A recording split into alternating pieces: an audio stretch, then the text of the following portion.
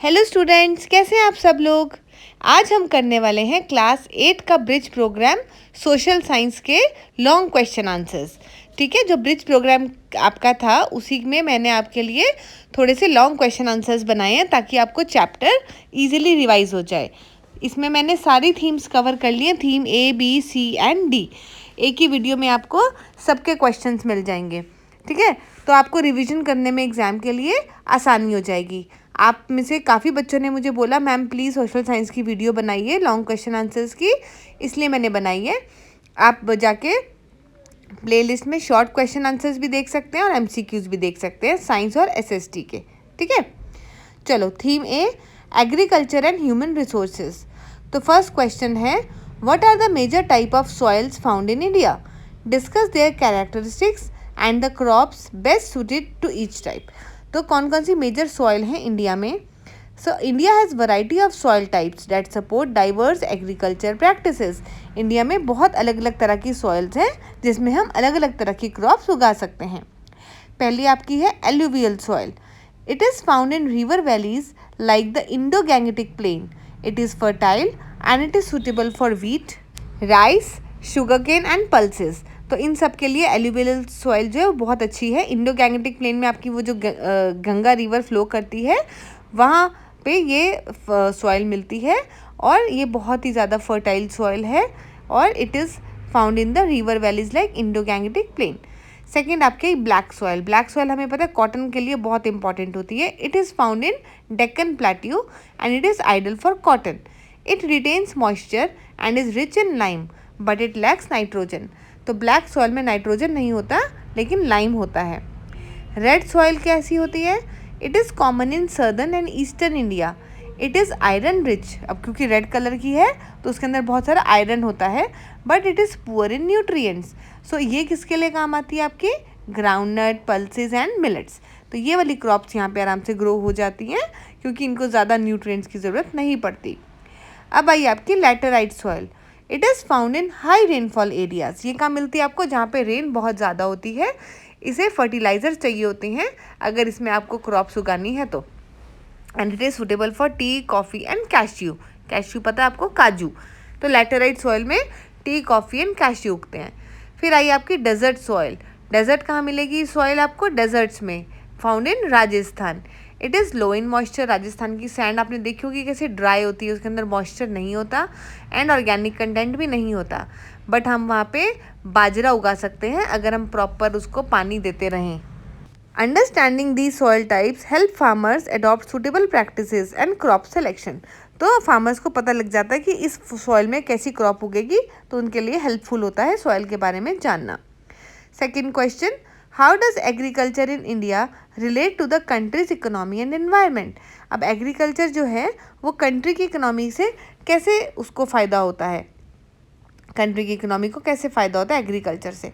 So agriculture is a vital sector in India, employing over 50% of the population and contributing significantly to GDP।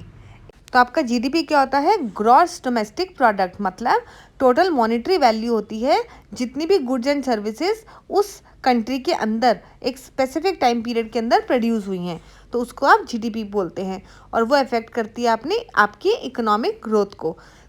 आपको example देती हूँ, जैसे India ने produce किया goods and services worth ₹300 lakh crore in a year, तो GDP कितना हो जाएगा, 300 lakh crore for that year. तो ये एग्जाम्पल हो गया आपका GDP का। वापस अपने आंसर पे आते हैं। It affects economy. इकोनॉमी कैसे, it supports food security, rural employment and export. ठीक है, तो एग्रीकल्चर से आपको क्या मिलता है, फूड प्रोड्यूस होता है वहाँ पे, रूरल जो वहाँ पे विलेज के लोग होते हैं उन्हें एम्प्लॉयमेंट मिलती है और जो उनके पास एक्स्ट्रा खाने का सामान होता है जैसे फ्रूट्स, वेजिटेबल्स, वीट, कुछ भी, तो वो उनको एक्सपोर्ट करते हैं। एक्सपोर्ट करेंगे तो आपकी कंट्री को पैसा मिलेगा। समझ में आ गया किस तरीके से agriculture in India is related to the economy. So second, environment. Practices like over irrigation and chemical fertilizers use can degrade soil and water quality. तो इसमें ये एग्रीकल्चर इन्वायरमेंट को इम्पैक्ट करता है। कैसे, ज़्यादा इरीगेशन हो जाती है या केमिकल फर्टिलाइजर, जब हम बहुत सारे केमिकल्स यूज़ करते हैं सॉइल के अंदर, उसकी वजह से सॉइल की अपनी क्वालिटी बेकार हो जाती है और वाटर क्वालिटी भी बेकार हो जाती है। फिर कल्चरल इम्पैक्ट क्या रहता है, agricultural festivals and local customs are tied to crop cycles. आपने देखे होंगे, जैसे आप जानते हैं बैसाखी त्यौहार क्या होता है, जब वो पंजाब में वो फसलें काटते हैं तो बैसाखी मनाई जाती है। तो एग्रीकल्चर में फेस्टिवल्स भी होते हैं, ठीक है ना, उनसे रिलेटेड फेस्टिवल्स होते हैं, उनके कस्टम्स होते हैं ना। Sustainable agriculture like crop rotation and organic farming is crucial for balancing economic growth and environmental health. Third question, define human resources and explain how education and health contribute to their development. So education and health कैसे human resources की development में help करता है। तो human resources होते क्या है, they refer to the population skill, talent and abilities used for economic and social progress। मतलब वहाँ पे जो लोग रहते हैं वो कितने पढ़े लिखे हैं, उनमें क्या क्या टैलेंट है, क्या क्या स्किल्स हैं। Education, it enhances knowledge, innovation and employability. जितना एजुकेटेड इंसान होगा उतनी नॉलेज होगी उसके पास, वो नई नई चीज़ें एक्सपेरिमेंट कर सकता है, आविष्कार कर सकता है और दूसरों को भी एम्प्लॉयमेंट दे सकता है। फिर हेल्थ, अगर लोग हेल्दी रहेंगे बच्चों तभी कुछ काम कर पाएंगे, बीमार लोग तो वैसे ही कुछ नहीं कर सकते। तो health insures productivity and longer working life. Skills, मतलब आपके अंदर कोई कला है, आपके अंदर कुछ भी आपके अंदर एक टैलेंट है। It help people work efficiently and contribute to the national development. तो स्किल्स होनी बहुत ज़रूरी है। So investment in school, hospital and vocational training improve the quality of human resources, reducing poverty and inequality. जितने पढ़े लिखे लोग होंगे उतने ही सबके पास इक्वल पैसे होंगे, तो सभी लोग इक्वल होंगे, राइट। कोई बड़ा छोटा नहीं रहेगा। अभी जो अनएजुकेटेड लोग होते हैं, बेचारे गरीब लोग, वो क्या करते हैं, फिर वो दूसरों के घरों में काम करते हैं, बर्तन मांजते हैं, यही सब काम रह जाते हैं ना उनके लिए, because they are not educated. Educated होंगे तो वो भी कहीं प्रॉपर जॉब करेंगे and they will also lead a good life. अब आपका है fourth question, discuss the major factor influencing the population distribution in India. अब पॉपुलेशन जो इंडिया में है उसको कौन कौन सी चीज़ें इन्फ्लुएंस करती हैं। So population distribution in India varies due to, सबसे पहला आया ज्योग्राफी। अब ज्योग्राफी कैसे ज्योग्राफी कैसे इफेक्ट करती है। Plains like the Ganga basin are densely populated, mountains and deserts are sparsely populated. Sparsely मतलब बहुत कम पॉपुलेशन है वहाँ पे। गंगा बेसिन क्यों है ज़्यादा पॉपुलेटेड, क्योंकि वहाँ पे रिवर है, फर्टाइल लैंड है, एग्रीकल्चर कर सकते हो आप, क्रॉप्स ग्रो कर सकते हो, वहाँ पे रहना आसान है, क्योंकि हर जगह रहने के लिए आपको सबसे पहले क्या चाहिए, खाना, रहने की जगह, पीने का अच्छा पानी। ये चीज़ें बेसिक है ना लाइफ के लिए। अब जो माउंटेन्स और डेजर्ट्स है, वहाँ पे माउंटेन्स में बहुत ज़्यादा कोल्ड होता है और डेजर्ट्स में बहुत ज़्यादा गर्मी होती है, तो वहाँ पे कम लोग रहते हैं। दूसरा है क्लाइमेट, मॉडरेट क्लाइमेट होती है तो it supports high density, extreme climate discourage settlement. मतलब मॉडरेट क्लाइमेट रहती है तो वहाँ पे लोग ज़्यादा रहना पसंद करते हैं। आप किसी ऐसी जगह जाना पसंद नहीं करेंगे जहाँ बहुत ठंडी हो या बहुत गर्मी हो, कि स्नो ही गिरती जा रही है या गर्मी के मारे बुरी हालत हो रही है। एक मॉडरेट क्लाइमेट में ही सब रहते हैं। Resources, areas rich in minerals, waters and fertile soil attract people. तो जो एरिया जिसमें जहाँ मिनरल्स होते हैं, वाटर होते हैं, सॉइल अच्छी होती है, एग्रीकल्चर कर सकते हैं, वो एरियाज लोगों को अट्रैक्ट करते हैं। Infrastructure, cities with better roads, hospital and schools have higher densities. तो आपने देखा होगा आजकल लोग गांव से ज़्यादा शहरों में रहना पसंद करते हैं, क्योंकि वहाँ पे रहने की अच्छे फैसिलिटीज़ है, स्कूल्स अच्छे हैं और वहाँ पे आपको बाकी चीज़ें, हॉस्पिटल्स वगैरह सब अच्छे मिलते हैं। So understanding these help in urban planning. Now fifth question, is a large population a challenge or an asset for India? Justify your answer. तो लार्ज पॉपुलेशन चैलेंज है या फिर आपका एसेट है? चैलेंज मतलब आपके लिए बुरी चीज़ है इंडिया के लिए, या फिर वो इंडिया के लिए पॉजिटिव चीज़ है। सो इंडिया लार्ज पॉपुलेशन जो है वो एसेट भी हो सकती है और क्या हो सकती है, चैलेंज भी हो सकती है। चैलेंज कब होगी, नेगेटिव कब होगी, जब सारे लोग अनपढ़ होंगे, है ना, ज़्यादातर लोग अनपढ़ होंगे, पैसे कमाने का ज़रिया नहीं होगा, क्रिमिनल्स बन जाएंगे, तो अपने इंडिया में ही बहुत लूटमारी होने लगेगी। वहीं अगर आपके सारी जो पॉपुलेशन है वो वेल एजुकेटेड है, वेल सेटल्ड है, नए नए आविष्कार कर रही है, कंट्री की ग्रोथ में हेल्प कर रही है, तो वो आपके लिए एसेट बन जाती है। आंसर रीड करते हैं। एसेट कब है? If educated and healthy, it provides large workforce, consumer base and potential innovators. ठीक। चैलेंज कब बन जाती है? If your population is unskilled और unemployed, if it strains the resources, मतलब वो सब रिसोर्सेज बस ख़त्म करते रहते हैं, यूज़ करते रहते हैं, कुछ ऐड नहीं करते। लीड्स टू पॉवर्टी, मतलब गरीबी की तरफ हो जाते हैं, लोग गरीब हो जाते हैं। पॉल्यूशन होता है, क्यों? क्योंकि जितने ज़्यादा लोग होंगे उतने ज़्यादा वो लोग चीज़ें यूज़ करेंगे, बाइक्स यूज़ करेंगे, है ना। सब चीज़ों मतलब हर जो भी चीज़ें ज़्यादा यूज़ होगी तो पॉल्यूशन क्रिएट होता है, ओवर क्राउडिंग हो जाएगी। ओवर क्राउडिंग मतलब बहुत सारे लोग एक ही घर में रहने लगेंगे और उसकी वजह से बीमारियां भी फैलती हैं। Thus proper investment in education, health and skill training can convert the population into a demographic dividend. तो उसकी वजह से जो पॉपुलेशन है, इन सब चीज़ों की वजह से आपकी पॉपुलेशन आपके लिए फ़ायदेमंद हो जाएगी। अब आया theme B, history, heritage and architecture. बच्चों मैं पहले ही बता रही हूँ, चैप्टर मैंने ऑलरेडी सोशल साइंस का बहुत अच्छे से एक्सप्लेन किया आपको, ब्रिज प्रोग्राम, आप ज़रूर उसको देखना, ठीक है। खाली क्वेश्चन से समझ में नहीं आता है। What is the importance of visiting local historical places and monuments?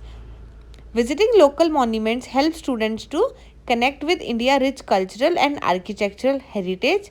दूसरा, understand historical events, rulers and religious practices. तो अगर आप अपने हिस्टोरिकल प्लेसेस को विज़िट करते हैं तो आपको समझ में आता है कि हमारे जो पूर्वज थे, जो हमारे एंशियंट लीडर्स थे, वो रूलर्स कैसे थे, वो किस तरह की बिल्डिंग्स बनाते थे, क्या मटेरियल यूज़ करते थे, कितना दिमाग चलाते थे अपना, इतनी अच्छी बिल्डिंग्स बनाई कि आज भी वो खड़ी हैं सही सलामत। You can learn about art, construction techniques and local traditions. वहाँ पे क्या लोकल ट्रेडिशंस फॉलो होते थे। Develop observational, research and reporting skills.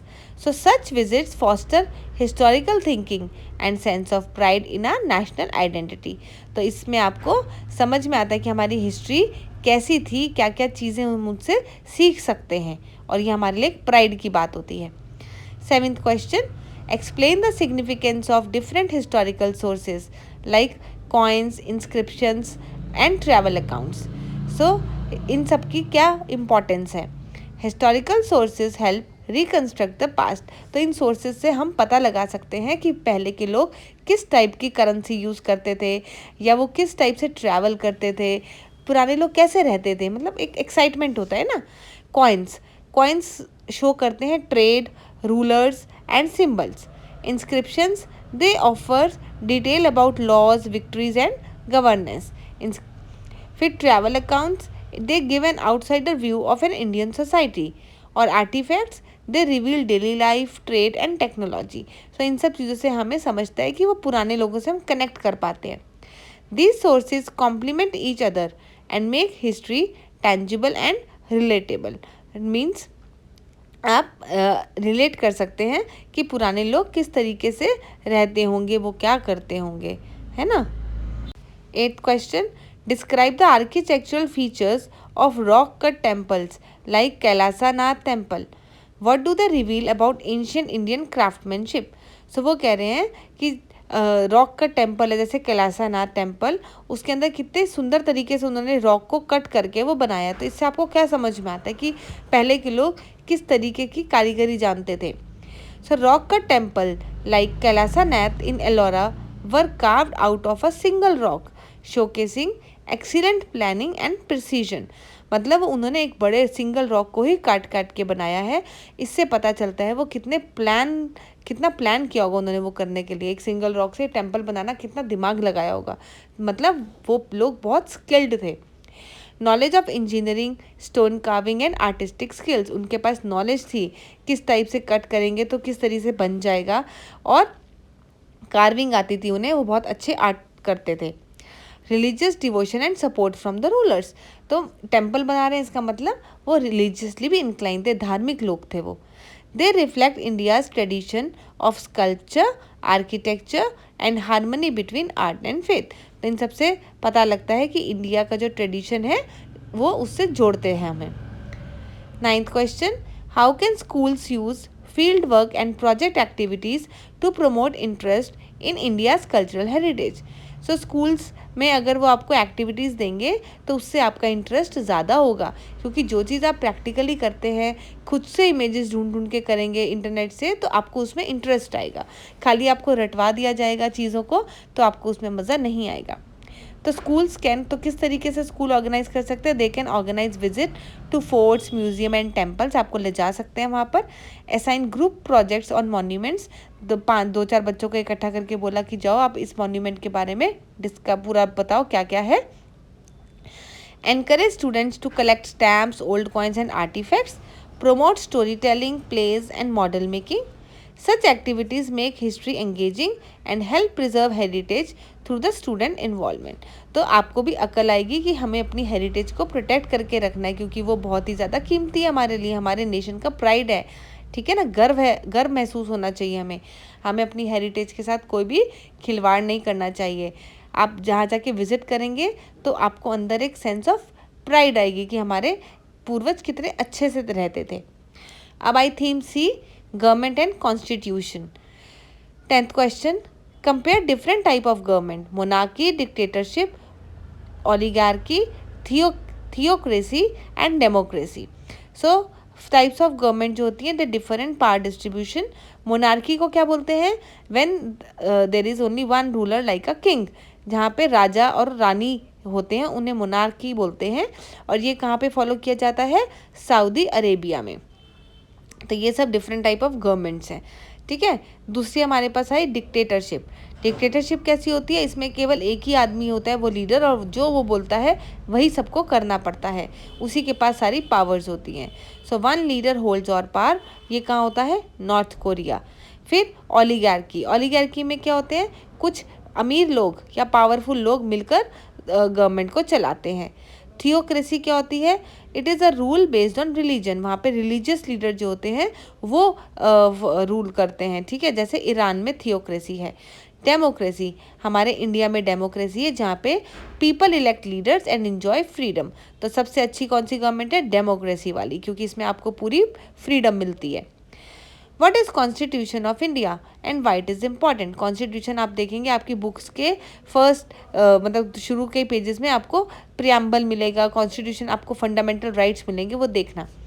The constitution of India is the highest law that define how the country is govern. तो ये laws हैं कि कैसे कंट्री गवर्न होती है। कब अडॉप्ट हुआ था, 26 नवंबर 1949, और फोर्स कब हुआ था, मतलब लागू कब हुआ था, ये 26 जनवरी 1950 को। तो हमारा constitution came into force in 26 जनवरी। सो इसमें क्या क्या होता है, it lays down rights, duties and structure of the government, government की क्या क्या राइट्स, क्या क्या ड्यूटीज़ हैं।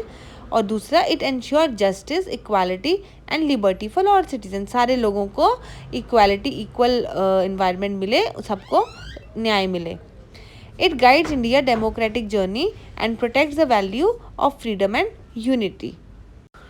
12th question, what are fundamental rights and duties? Explain with example. तो बच्चों राइट्स क्या होते हैं, जो आपको अधिकार दिए हैं, आप जिन्हें यूज़ कर सकते हैं, और ड्यूटीज़ क्या होती हैं, जो आपको करनी है कंट्री के टूवर्ड्स, ठीक है। अब राइट्स, अब पहले हम राइट्स जान लेते हैं क्या क्या आपके राइट्स है। राइट टू इक्वालिटी, मतलब all are equal before the law, कोई गरीब नहीं, कोई अमीर नहीं। Right to education means free education for the children between 6 to 14 years, government provide करती है 6 से 14 साल के बच्चों के लिए फ्री एजुकेशन। आप गांव में जाके देखेंगे जो गवर्नमेंट स्कूल जो होते हैं वहाँ फ्री एजुकेशन होती है और उनको मील्स भी मिलते हैं। Right to freedom of speech, मतलब कोई भी इंसान अपने मन की बात कह सकता है। अब ड्यूटीज़ क्या, ये तो आपको राइट्स मिलेगा। अब ड्यूटीज़ क्या है, आपको जो करनी है, आपको रिस्पेक्ट करना है कॉन्स्टिट्यूशन एंड नेशनल सिम्बल्स को। दूसरा, आपको इन्वायरमेंट प्रोटेक्ट करना है, आपको एक दूसरे में प्यार की भावना प्रमोट करनी है, और आपको अपने जो हेरिटेज हैं, आपके मॉन्यूमेंट्स हैं, उनको नुकसान नहीं पहुंचाना, आपको ट्रैफिक रूल्स फॉलो करने हैं। ये सब आपकी फंडामेंटल ड्यूटीज़ में आती हैं। These ensure balance between individual freedom and responsibility. तो इससे बैलेंस बना रहता है, आपको फ्रीडम भी मिल रही है और आपको रिस्पॉन्सिबिलिटी भी मिल रही है। तीसरा 13 question, describe the federal structure of India, how is power shared between the central and the state government. So power कैसे शेयर होती है दोनों गवर्नमेंट्स में।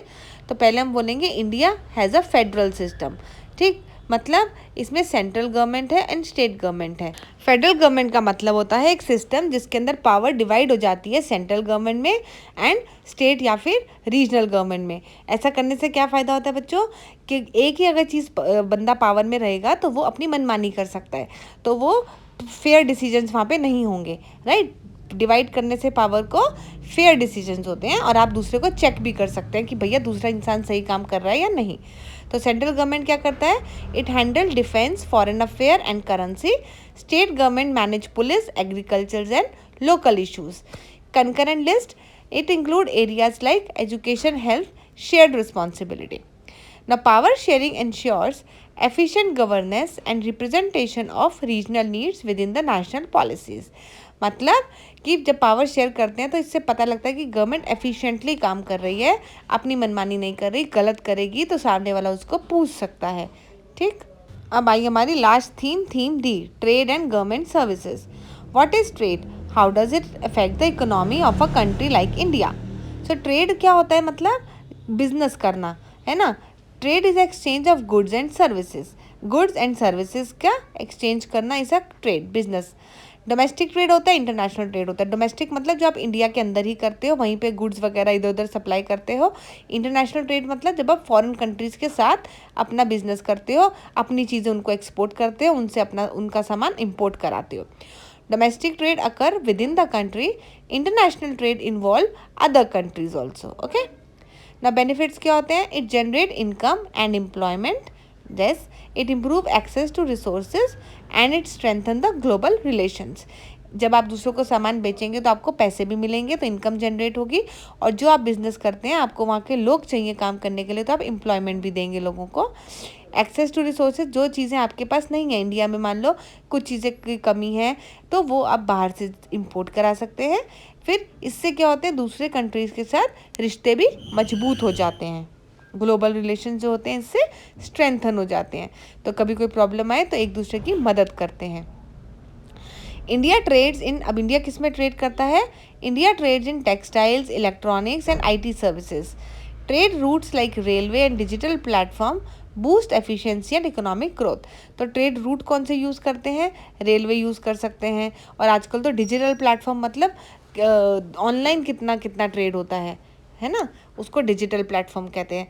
इससे क्या होता है, एफिशिएंसी और इकोनॉमिक ग्रोथ दोनों ही बूस्ट होते हैं। अब आया आपका 15th question, what role does the government play in providing public facilities and why are they essential. So government क्या क्या वो है रोल पब्लिक फैसिलिटीज़ प्रोवाइड कराने में, ठीक है, और वो एसेंशियल क्यों है। तो पब्लिक फैसिलिटीज़ होती क्या है, पहले तो ये जान लो। जैसे वाटर हो गया, पानी, बिजली है, इलेक्ट्रिसिटी हो गया, सड़कें बनी हुई हैं, स्कूल्स बने हैं, गवर्नमेंट स्कूल्स एंड हॉस्पिटल्स, है ना, ये सब पब्लिक फैसिलिटीज़ हैं। तो गवर्नमेंट का इसमें रोल क्या है, plan end funds infrastructure through the taxes. जो हम टैक्स देते हैं गवर्नमेंट को, उनसे वो ये इनकी बिल्डिंग्स वगैरह बनवाती हैं। हर चीज़ के लिए पैसा चाहिए तो उनसे ही बिल्डिंग्स बनती हैं। फिर वो गवर्नमेंट और क्या करती है, दे इम्प्लीमेंट स्कीम्स लाइक स्वच्छ भारत एंड जल जीवन मिशन। सफाई, क्लीनलीनेस, पूरा इंडिया आपका स्वच्छ रहे उसके लिए स्वच्छ भारत अभियान चलाया था गवर्नमेंट ने। और जल जीवन मिशन मतलब सबको पानी मिलना चाहिए। और गवर्नमेंट क्या करती है, it regulate private players to ensure affordability and quality. तो वो जो प्राइवेट फर्म्स होती हैं, जो प्राइवेट कंपनीज होती हैं, ये चीज़ काम करती हैं, उनके साथ गवर्नमेंट टाई अप कर लेती है कि आप प्रोवाइड करो, हम भी आपको फंड्स देंगे। Now these facilities improve living standards, support economic activities and promote social equality, especially for the underprivileged। अब अमीर आदमी को तो ये सब चीज़ें मिल जाएंगी, लेकिन गरीब आदमी के लिए गवर्नमेंट की ही चीज़ें काम आती हैं, उन्हीं को वो इस्तेमाल करते हैं क्योंकि वो फ्री होती हैं, ठीक है। तो इससे उनको भी लिविंग स्टैंडर्ड उनका इम्प्रूव हो जाता है। तो बच्चों, ये मैंने तुम्हारे लिए थोड़े से लॉन्ग क्वेश्चंस प्रिपेयर किए थे। आई होप आपको ये वीडियो यूज़फुल लगे और आपके एग्ज़ाम्स में आपको हेल्पफुल हो, ठीक है। अगर आप मुझे ज़रूर बताना बेटा आपके एग्ज़ाम्स में पेपर कैसा आया, और मुझे मेल भी कर सकते हो आप, ठीक है। मैं ईमेल आईडी अपनी शेयर कर दूँगी आपके साथ कि किस तरह के आपके एग्ज़ाम में पेपर आए हैं, ताकि मैं आगे से वैसे क्वेश्चंस आपके लिए बनाऊँ, ओके। चलो, शेयर करो वीडियो को और खूब अच्छे से पढ़ो। Bye bye.